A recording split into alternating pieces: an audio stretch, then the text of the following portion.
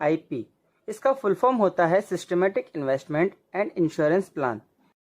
Basically LIC के ULIP plans share market से जुड़े हुए होते हैं। इसे आप म्यूचुअल फंड्स और इंश्योरेंस का कॉम्बिनेशन कह सकते हैं, क्योंकि इसमें आपका पैसा इन्वेस्ट तो होता ही है, साथ में इंश्योरेंस कवर भी मिलता है। अब जहां शेयर मार्केट की बात आती है वहां रिस्क भी होता है कि फ़ायदा होगा या नुकसान, क्योंकि बहुत से लोगों के पास शेयर मार्केट से जुड़ी हुई जानकारी नहीं होती है और ना ही उनके पास इतना समय होता है कि वे इसमें टाइम दे सकें। लेकिन इस पॉलिसी में आपका जो भी पैसा होगा वो LIC के फंड मैनेजर्स अपने नॉलेज और एक्सपीरियंस के हिसाब से शेयर मार्केट में लगाते हैं और उसकी देखरेख करते हैं कि कब पैसा निकालना है और कब लगाना है। इसके बावजूद भी इस प्लान में LIC आपको 4 प्रकार के फंड प्रोवाइड करती है, जिसमें आप अपनी इच्छानुसार कम या ज़्यादा रिस्क के साथ इन्वेस्टमेंट कर सकते हैं। तो आइए समझते हैं कि ये फंड कौन कौन से होते हैं। इसमें पहला है बॉन्ड फंड, जिसमें आपका रिस्क बहुत कम होता है, क्योंकि इसमें आपका पैसा गवर्नमेंट सिक्योरिटी फंड में लगाया जाता है और इक्विटी में एक भी पैसा नहीं लगाया जाता है, जिससे इसमें रिस्क भी बिल्कुल भी नहीं होता है और रिटर्न भी लिमिटेड ही मिलता है।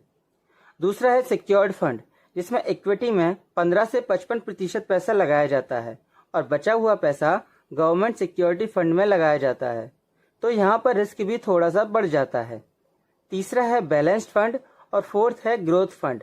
इन दोनों फंड्स में रिस्क मीडियम से हाई होता है, क्योंकि इसमें आपका लगभग आधा पैसा इक्विटी में लगता है, लेकिन इनमें आपको बहुत अच्छा रिटर्न ऑलमोस्ट 15% तक भी मिलने की संभावना होती है।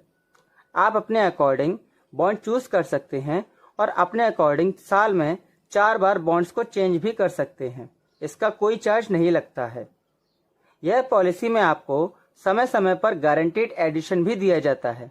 आपने जितने समय के लिए यह पॉलिसी ली है तब तक आपको 5-5 साल के अंतराल पर एडिशन मिलता है। मान के चलिए आपने 25 साल तक यह पॉलिसी ली है और आपका वार्षिक प्रीमियम 40,000 रुपये है, तब आपको 6वें साल के अंत में आपके वार्षिक प्रीमियम का 5% मतलब 2,000 रुपये मिलेगा। इस सारणी से आप देख सकते हैं कि कितने साल में कितना प्रतिशत एडिशन आपको दिया जाएगा। अब इस पॉलिसी की कुछ शर्तों पर ध्यान देते हैं। यह पॉलिसी लेने के लिए मैक्सिमम उम्र 65 वर्ष है और मिनिमम उम्र 90 दिन रखी गई है। इसका मतलब आप अपने बच्चों के नाम पर भी यह पॉलिसी ले पाएंगे। पॉलिसी टर्म, इसकी समय अवधि मिनिमम 10 वर्ष और मैक्सिमम 25 वर्ष है। जितने वर्ष की पॉलिसी होगी उतने ही वर्ष तक आपको प्रीमियम भरना होगा। मैच्योरिटी एज, इसकी मैच्योरिटी एज मिनिमम 18 वर्ष और मैक्सिमम 85 वर्ष है। इसमें प्रीमियम भरने के 4 ऑप्शन होते हैं, मासिक, त्रैमासिक, अर्धवार्षिक और वार्षिक, जिसमें मिनिमम प्रीमियम की limit monthly 4,000, quarterly 12,000, half yearly 22,000 और एनुअली 40,000 रुपये होती है। इस पॉलिसी का 5 साल का लॉक इन पीरियड होता है, मतलब पॉलिसी लेने के बाद आप 5 साल तक इसमें से पैसे नहीं निकाल सकते हैं। 5 साल पूरे हो जाने के बाद आप चाहें तो अपनी ज़रूरत के अनुसार कुछ पैसे निकाल सकते हैं। आपको जितना फ़ायदा होता है, जितनी ग्रोथ हुई है, उसका 20% आप 6वें से 10वें साल में निकाल सकते हैं। इसी प्रकार इस सारणी के अनुसार आप पार्शियल विड्रॉवल कर सकते हैं। आपको हर पार्शियल विड्रॉवल करने के लिए 100 रुपये का चार्ज देना होगा। विड्रॉवल अमाउंट पर कोई भी टैक्स नहीं लगाया जाएगा और 5 वर्ष बाद आप चाहें तो पॉलिसी को सरेंडर भी कर सकते हैं। सरेंडर करने पर भी आपको कोई चार्ज नहीं देना होगा। यदि आप हर महीने प्रीमियम का भुगतान करते हैं तो ग्रेस पीरियड 15 दिन है, और यदि प्रीमियम तिमाही, अर्धवार्षिक और वार्षिक रूप से जमा किया जाता है तो 30 दिनों की छूट अवधि होती है। ग्रेस पीरियड का मतलब ये है कि यदि आप अपना प्रीमियम टाइम से नहीं भर पाते हैं तो आपको अतिरिक्त दिनों की छूट दी जाती है, जिसमें आप प्रीमियम भर सकते हैं।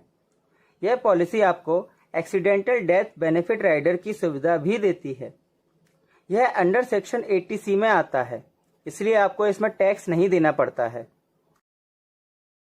मान लीजिए कि किसी व्यक्ति की उम्र 30 वर्ष है और वह 20 वर्ष के लिए यह पॉलिसी लेता है। उसका वार्षिक प्रीमियम 40,000 रुपये है। बेसिक सम एश्योर्ड प्रीमियम का 10 गुना होगा, मतलब 4 लाख रुपए। जब आपकी पॉलिसी मैच्योर होगी तब आपको मैच्योरिटी के रूप में लगभग 21 लाख रुपए मिलेंगे।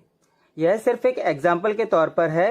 यह अमाउंट फिक्स नहीं है क्योंकि यह शेयर मार्केट पर डिपेंड करता है।